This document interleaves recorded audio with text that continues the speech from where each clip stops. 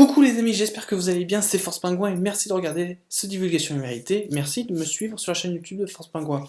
Aujourd'hui les amis, nouveau Divulgation et Vérité sur quoi? Sur OPPT UCC. Donc je vais vous expliquer clairement ce que c'est, pourquoi, quand ça a été adopté et enfin quel est son rôle dans le monde entier.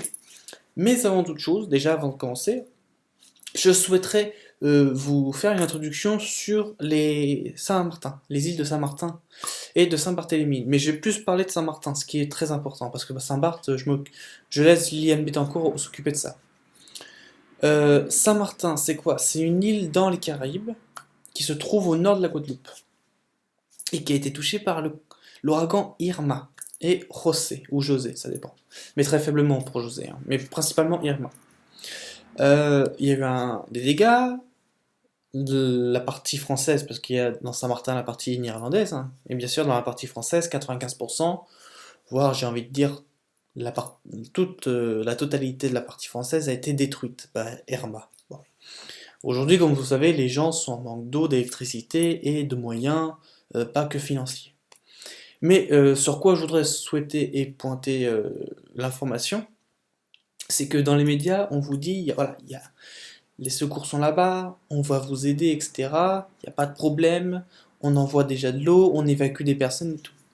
Sauf que j'ai des contacts à Saint-Martin. Il y a des vidéos qui circulent, voilà, dans laquelle ils disent que là-bas, après Irma, c'est une guerre civile. C'est-à-dire que déjà, sur Saint-Martin, les gens ils parlent de milliers de morts. Avec un ami et avec des sources sûres, vous pouvez être certain que le bilan va très rapidement s'alourdir à 5000, 8000 personnes. Voilà. Donc c'est juste déjà pour vous dire. Ensuite de ça, ils ont parlé d'envoyer la Croix-Rouge. Bon, sachant que la Croix-Rouge a un chiffre d'affaires de énormément de milliards, si vous dire. Ils ont évacué aussi quelques Américains.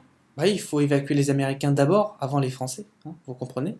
Et enfin, pour vous dire que tout simplement, si on parle que de Saint-Martin, sur la partie néerlandaise, donc la partie qui est dans le royaume des Pays-Bas, et ben en fait tout se reconstruit très très vite, il n'y a aucun problème, tout le monde est ravitaillé, tout. Enfin voilà. Sur la partie néerlandaise, il n'y a pas de problème, en revanche sur la partie française, il y a des gros soucis. Voilà. Donc c'est juste pour vous dire et vous tenir au courant de ça. Ça se passe vraiment très très mal. Saint-Martin est encore aujourd'hui français, demain ça se peut, il va plus l'être. Il y a beaucoup de choses qui se bougent là-bas. Évidemment, il n'y a pas beaucoup de gens qui vont vous dire que c'est la misère. Ils vont juste vous dire que voilà, il y a quelques blessés, c'est un peu la catastrophe, mais bon, ils vont vite s'y remettre comme en Indonésie. Sauf que c'est pas comme ça que ça marche. Et en plus de ça, il y a la gendarmerie parce que là-bas à Saint-Martin, il y a une armurerie, hein, voilà. Il y a une armurerie et il y a des gangs qui se prennent des armes dans l'armurerie et qui sont armés. Et bien sûr, la gendarmerie, qui est basée à Saint-Martin, ainsi que la préfète, parce que ce n'est pas un préfet, c'est une préfète, et bah, autorise ça, n'y voit aucune contrainte et n'intervient pas du tout. Voilà, donc c'était juste pour vous tenir au courant de Saint-Martin et de l'actualité, bien sûr, sur cette île qui est encore, on l'espère qu'elle ne le sera plus, mais qui est encore français. Donc voilà. Sur ce, je vais passer au sujet, qui est OPPT UCC. Donc voilà, comme je vous l'ai dit, j'ai expliqué tout sur tout, etc. Donc, et puis ensuite, c'est aussi vous qui m'avez demandé et vraiment appuyé sur ce que je fasse au PPT, etc. Vous m'avez donné beaucoup de liens, je vous en remercie beaucoup d'avance, etc., etc. Donc voilà, je le fais là aujourd'hui et je vais le faire détailler. Alors, en fait, qu'est-ce que c'est OPPT? Donc c'est un mot en anglais, bien sûr. Si on devrait reprendre ce mot en français, ça donnerait une tournure du genre TPOP, un truc comme ça. Voilà. Donc c'est même le O qui sera en U. Donc c'est vous dire. Donc ça veut OPPT se dire One People Trust, One People Public Trust. Donc en gros en termes français ça veut dire la vérité publique sur un peuple uni. Voilà. Ou la vérité publique des peuples unis, ça dépend comment vous le prenez. Alors qu'est-ce que c'est? C'est un document qui aurait été voté et rendu public exactement le 25 décembre 2012. Donc, et bien sûr, le début de l'ère du Verseau, hein, parce que le 25 décembre, c'est pas vraiment la date du début, sachant que le début du Verseau a été fait le 21 décembre 2012. Donc c'est à Noël, voilà. Mais bien sûr, comme on fêtait Noël, donc du coup on n'a pas entendu parler. Et donc du coup, euh, apparemment, il y aurait le document qui aurait été voté, qui aurait été mis en place, et qui justement a été rendu public cette date-là. Et depuis, bien sûr, on n'entend plus parler. Alors, je vais vous expliquer pourquoi, les raisons de pourquoi on n'entend pas parler, et qu'est-ce qu'ils proposent. Alors, forcément, vous doutez bien que le PPT, si je vous parle de ça, c'est pas un truc où voilà, on va opprimer les gens, on va aller plus loin vers la misère, etc. Si je vous parle de ça, c'est-à-dire qu'on va vers une conscience libérée, on va vers un non-endettement, donc une désendettation. On va aussi sur un autre monde, une autre vision de la vie, etc., etc. Seulement, il y a des documents qui sont bien sûr mis en place, mis en ligne et disponibles à la portée de tous. Vous en avez un exemplaire là maintenant, qui bien sûr est sur écrit papier.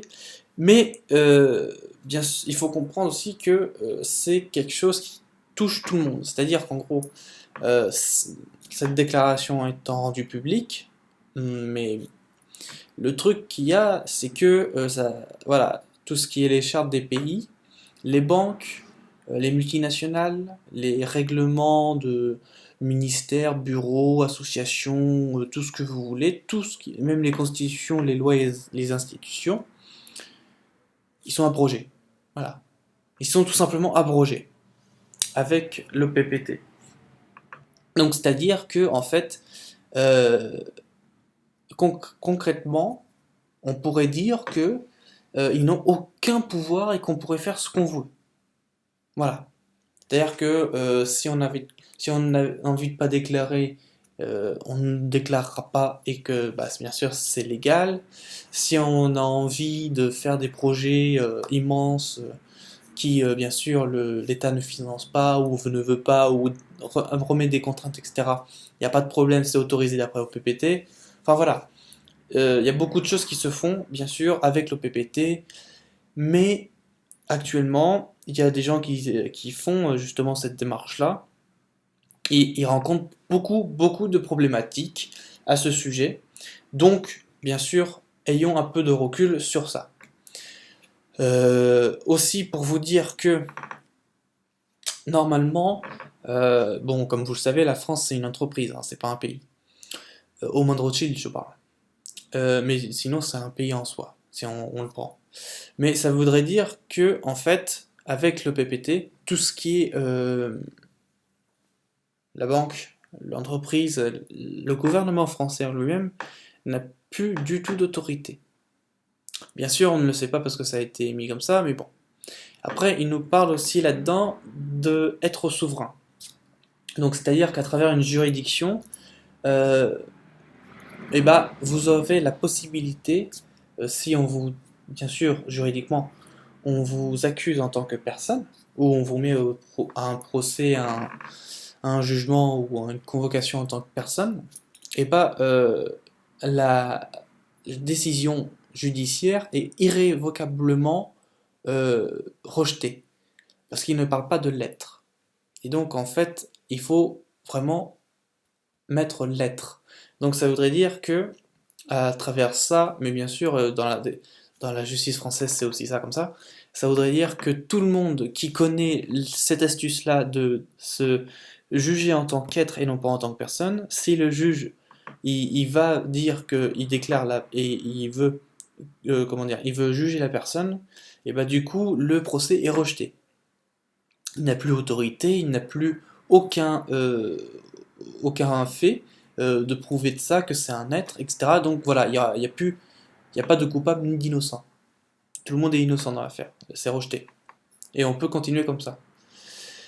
Et puis ensuite, pour après développer encore plus, l'OPPT, c'est aussi une déclaration, parce que c'est pas vraiment une constitution, c'est juste une déclaration, qui permet en fait de redonner les, entre guillemets, pouvoirs à l'être, à chaque personne, mais en plus de ça, de faire dans la philosophie qu'on a, c'est-à-dire que par exemple, euh, c'est juste les principes universels qui sont notre, entre guillemets, notre loi, hein, mais ce n'est pas une loi bien sûr. On peut entreprendre qui on veut, de façon illimitée, il n'y aura pas de problème. Tout ce que, en fait, tout ce que naturellement tu as envie de faire et que tu as envie de contribuer ou de mettre en place, tu peux le faire. Voilà. C'est ça que dit la déclaration de l'OPPT. Ce qui, d'ailleurs, ce qui en vrai est totalement normal, parce qu'on ne devrait pas payer pour bien sûr, améliorer la structure, améliorer la communauté, améliorer tout plein de choses. Et du coup, bah, on devrait tout simplement aider les gens comme bénévoles, entre guillemets, comme la Croix-Rouge le fait, comme beaucoup d'associations le font, bien sûr. Donc voilà, et UCC, pour reparler aussi du CC, parce que là je vous parle d'OPPT, UCC c'est une déclaration pour le commerce. C'est-à-dire qu'en gros, UCC, ça veut dire Union des commerces commerciales, un truc comme ça. J'ai pas vraiment le truc, mais enfin voilà, c'est un truc qui dit le commerce. Donc en gros, ça voudrait dire qu'à travers l'UCC, le commerce n'est plus du tout valable aujourd'hui. C'est-à-dire que le par bateau, par le export import, par tous ces trucs-là, il n'a plus du tout de légitimité. Et donc ça voudrait dire que le marché local, tous ces trucs-là, est complètement légitime. Ainsi de faire du gratuit à la Chine, du gratuit aux États-Unis, etc., c'est légitime. Voilà, et de ne pas payer des bateaux, c'est aussi légitime. Voilà, à travers ça. Donc voilà, c'est du moins ce que je peux vous dire sur l'UCC. Et du coup, bah, ça remet beaucoup de choses en question parce que forcément, si si en fait tu respectes vraiment, si parce que euh, le PPT, elle est vraiment, elle est en place du moins, elle est déclarée, mais si tu veux la mettre en place, faut faire des procédures et tout. Et aujourd'hui, c'est très compliqué, surtout en France et partout dans le monde aussi, de le mettre en application. Tu peux le mettre en application, mais tu auras beaucoup de difficultés, bien sûr. Voilà. Donc, si on devrait le prendre de façon plus générale, on devrait dire que l'OPPT est là. L'OPPT, tout le monde peut avoir sa feuille, tout le monde peut se déclarer comme ça. Sauf que par divers nations, par divers trucs, tu auras une réelle difficulté qui sera déjà énorme et qui en plus de ça te perdra beaucoup, mais alors vraiment beaucoup de temps. Ce que bien sûr la plupart des personnes ne veulent pas du tout parce que quand on s'étale sur le temps, même si c'est juste pour les impôts ou pour une facture, etc., les gens en ont ras le cul très très vite. Et bien sûr après ils se découragent et ils ne veulent plus du tout toucher à ça. Voilà, parce qu'ils n'ont pas le temps, parce qu'ils travaillent, etc. Je vous donne pas les excuses, hein, bien sûr. Donc voilà un peu tout ça sur l'OPPT. Euh, voilà, si vous voulez par exemple entreprendre, faire des choses que l'État ne veut pas, ou vous déclarer non souverain, un être souverain, vous déclarer libre de faire ce que vous voulez, où vous voulez, quand vous voulez, et bah utilisez l'OPPT, utilisez cette déclaration pour justement être bien dans votre vie, avoir votre entre guillemets pouvoir, hein, j'ai envie de dire. Parce qu'en fait, on n'a pas de pouvoir, on a juste des responsabilités. Et du coup, voilà, ça touchera tout le monde si tout le monde le fait, y compris pour l'UCC, etc., etc. Donc, je vous mets tout dans la description au niveau des articles et tout ça. Je vous mets les liens dans la description, bien sûr.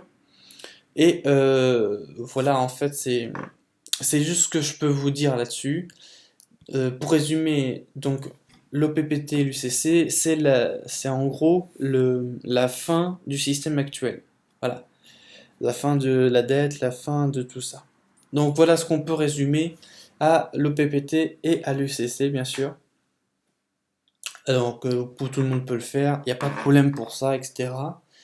Et tout le monde peut avoir les papiers, vous allez dans la description et vous l'avez à bon escient, il n'y a pas de problème là-dessus. Vous êtes libre de faire ce que vous voulez, bien sûr. Donc, si je veux, pour ajouter un petit complément aussi, à propos de l'OPPT, pour ajouter du complément, quand vous ferez ça, donc vous aurez beaucoup de démarches à faire, en fonction des pays, je vous laisse imaginer. Mais en plus de ça, vous aurez énormément de contraintes après. Pourquoi? Parce que en fait, votre déclaration marche dans un autre système. Si vous le faites tout seul, vous serez bien sûr isolé. Par contre, si vous le faites à plusieurs, vous ne serez pas isolé, vous serez vraiment super. Et bien sûr, le mieux, c'est de toucher l'OPPT à travers des villages et des villes afin d'avoir une réelle autonomie, un réel impact sur la société moderne. Voilà. Donc voilà, vous l'avez, vous pouvez l'adopter, vous pouvez faire ce que vous voulez. C'est juste que c'est une opportunité énorme, l'OPPT et l'UCC, d'avoir une vie normale, très naturelle, sans les contraintes de la société d'aujourd'hui. Voilà. Donc écoutez, libre à vous. Je vous ai tout dit à travers cette vidéo. Enfin, j'espère que j'ai rien, j'espère que j'ai vraiment rien oublié. En tout cas, sachez que vous pouvez le faire à tout moment et surtout les amis, que vous pouvez être libre de faire ce que vous voulez avec ça. Également aussi, ça impacte aussi les vaccins, parce qu'on parle des vaccins, c'est obligatoire, machin, mais ça, si vous adoptez ça, ou même sans même l'adopter, hein, c'est juste une petite astuce que je vous donne, même sans adopter l'OPPT, excusez-moi, vous pouvez refuser, vous pouvez totalement refuser les vaccins.